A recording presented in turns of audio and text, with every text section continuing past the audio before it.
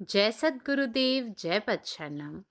मेरे सद्गुरु की वाणी परम संत महात्मा यशपाल जी महाराज का प्रवृत्ति में निवृत्ति गृहस्थ धर्म का गीता सुधा भाष्य अध्याय 6 श्लोक 2। यम संन्यासमिति प्राहुर्योगम तम विधि पांडव न ह्यसन्यस्त संकल्पो योगी भवति कश्चन। हे पांडव, जिसे संन्यास कहते हैं उसी को कर्मयोग समझ, क्योंकि संकल्प अर्थात काम्य बुद्धि रूप फलाशा का संन्यास त्याग किए बिना कोई भी कर्मयोगी नहीं होता। भगवान श्री कृष्ण का वचन है कि निरग्नि और निष्क्रिय होना कुछ सच्चे संन्यास का लक्षण नहीं है। काम्य बुद्धि का या फलाशा का त्याग करने को ही सच्चा संन्यास कहना चाहिए। यहाँ संन्यास से अभिप्राय है शरीर, इंद्रिय और मन द्वारा होने वाली संपूर्ण क्रियाओं में कर्तापन का भाव मिटाकर केवल ब्रह्म में ही अभिन्न भाव से स्थित हो जाना। तथा योग से आशय है ममता, आसक्ति और कामना के त्याग द्वारा होने वाले कर्म योग की पराकाष्ठा रूप नैष्कर्म्य सिद्धि। दोनों में ही संकल्पों का सर्वथा अभाव हो जाता है और सांख्य योगी जिस पर ब्रह्म परमात्मा को प्राप्त होता है, कर्मयोगी भी उसी को प्राप्त होता है। O Pandava, what is called renunciation is the same as yoga, or linking oneself with the Supreme, for no one can become a yogin unless he renounces the desire for sense gratification. Sankalpa is the language of mind and intellect. It has no equivalent in English. It is the never tiring and ever active power of imagination, working the mind that makes plans for the future and guesses the results of plans so formed. No one can become a karma yogin who plans and schemes and expects fruits for his action. The thought of the fruits will certainly make the mind unsteady. Om. जय गुरुदेव जय पदशरणम. हे पांडवा, ज्याला संन्यास म्हणतात त्याला कर्मयोग समज. कारण संकल्पाचा म्हणजेच कामुक बुद्धीचा त्याग केल्याशिवाय कोणीही कर्मयोगी होत नाही. भगवान श्रीकृष्ण म्हणतात की अग्नीपासून मुक्त असणे किंवा निष्क्रिय असणे हे खऱ्या त्यागाचे लक्षण नाही. वासनांध विचारांचा किंवा फळाची अपेक्षा करण्याचा त्याग करणे यालाच खरा योग म्हटला पाहिजे. इथे संन्यास म्हणजे शरीर, इंद्रिय आणि मनाने केलेल्या सर्व कृतीमधूनच कर्तृत्वाची भावना नष्ट करणे आणि अखंड अवस्थेत ब्रह्माशी एकरूप होणे. आणि योग म्हणजे कर्मयोगाचा कळस, जो प्रेम, आसक्ती आणि इच्छांचा त्याग करून साध्य होतो.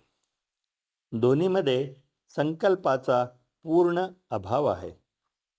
आणि कर्मयोगी देखील सांख्ययोगी जे परब्रह्म प्राप्त करतात तेच परब्रह्म प्राप्त करतो. जय गुरुदेव जय पदशरणम. സദ്ഗുരുവിൻ്റെ സന്ദേശം. ഹേ പാണ്ഡവ, സന്യാസം എന്ന് വിളിക്കുന്നതിനെ കർമ്മയോഗമായി കരുതുക. കാരണം ദൃഢനിശ്ചയം, അതായത് കാമബുദ്ധി ത്യജിക്കാതെ ആരും കർമ്മയോഗിയാകില്ല.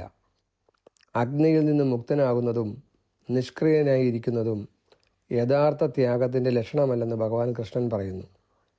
കാമചിന്തകളെ ഉപേക്ഷിക്കുന്നതിനെയും ഫലങ്ങളെക്കുറിച്ചുള്ള പ്രതീക്ഷ ഇല്ലായ്മയെയും യഥാർത്ഥ ത്യാഗം എന്ന് വിളിക്കണം. ഇവിടെ സന്യാസം എന്നാൽ ശരീരം, ഇന്ദ്രിയങ്ങൾ, മനസ്സ് എന്നിവയാൽ ചെയ്യുന്ന എല്ലാ പ്രവൃത്തികളിൽ നിന്നും കർമ്മഭാവത്തെ തുടച്ചു നീക്കി അഭേദ്യമായ അവസ്ഥയിൽ ബ്രഹ്മവുമായി ഒന്നാകുക എന്നാണ്. യോഗ എന്നാൽ കർമ്മയോഗത്തിൻ്റെ പര്യവസാനമാണ്. അത് വാത്സല്യം, ആസക്തി, ആഗ്രഹങ്ങൾ എന്നിവ ത്യജിക്കുന്നതിലൂടെ നേടിയെടുക്കുന്നു. രണ്ടിലും ദൃഢനിശ്ചയങ്ങളുടെ അഭാവമുണ്ട്. സാംഖ്യയോഗി നേടുന്ന അതേ പരബ്രഹ്മത്തെയാണ് കർമ്മയോഗിയും നേടുന്നത്. പരമാത്മാവ് നീ തന്നെ, നിന്റെ ഇഷ്ടം പൂർണ്ണമാകട്ടെ. ജയ് സദ്ഗുരുദേവ്, ജയ് പതിശരണം. నా సద్గురు సందేశం పరమసంత మహాత్మా శ్రీ యశ్బాజీ మహారాజు వారి ప్రవృత్తిలో నివృత్తి గృహస్థ మార్గంలో గీతాభ్యాసం గీతాసుధ అధ్యాయం 6 శ్లోకము 2. ఓ అర్జున, దేనిని సన్యాసమని అందురో అదే కర్మయోగమని తెలుసుకో. ఎందుకంటే సంకల్పము అనగా కామ్యబుద్ధి రూప పలాశను సన్యసించకుండా ఎవరూ కర్మయోగి కానేరరు. శ్రీకృష్ణ భగవాన్ మాట ఏమిటంటే, అగ్నిహోత్రాదులు చేయకుండా ఉండుట మరియు ఏ పని చేయకుండా ఉండుట మంచి సన్యాసి లక్షణం కానే కాదు. కామ్యబుద్ధిని లేదా పలాశను త్యజించుటయే నిజమైన సన్యాసం అని చెప్పాలి.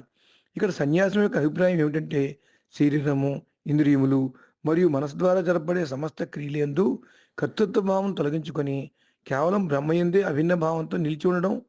అలాగే యోగం యొక్క ఆశయం ఏమిటంటే, మమత, ఆసక్తి, కోరికల త్యాగం ద్వారా జరిగే కర్మయోగమునకు పరాకాష్ఠ రూపమైన నిష్కామ కర్మ సిద్ధి. రెండింటి యందు కూడా సంకల్పములు పూర్తిగా లేకుండా ఉంటాయి. సాంఖ్యయోగి ఏ పరబ్రహ్మ పరమాత్మను పొందుతాడో సరిగ్గా ఆయన్నే కర్మయోగి కూడా పొందుతాడు. పరమాత్మ నీవే ఉన్నావు, నీ ఇష్టమే నెరవేరాలి. జై సద్గురుదేవ్, జై ప్రసరణం. हे पांडव, जकरा संन्यास कहल जाइत अछि, अहाँ तकरे कर्म योग बूझू। बिना संकल्प अर्थात बिना कर्मक फल के इच्छा के त्यागने केओ कर्मयोगी नहीं बन सकैत अछि। भगवान श्री कृष्ण के ई वचन छनि जे अपन कर्म आ कर्तव्य के त्यागब संन्यास के लक्षण नहीं होइत अछि। संन्यास तो मौन सँ कर्मक फलाशा के त्याग के कहबाक चाही। एतऽ संन्यास के अर्थ भेल देह आ मौन सँ कयल गेल काज सब में कर्तापन के भाव हटा कऽ अपन सब काज भगवान के अर्पण करब।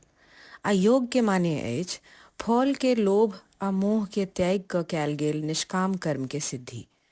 दुनू में संकल्पक अभाव भऽ जाइत अछि आ सांख्य योगी आ कर्मयोगी दुनू एके परमात्मा के प्राप्त होइत अछि।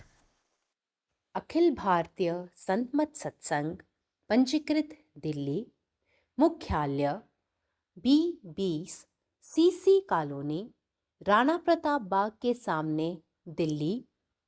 सत्संग आश्रम संत यश रूप तपोभूमि परिसर, अनंगपुर, जिला फरीदाबाद, हरियाणा।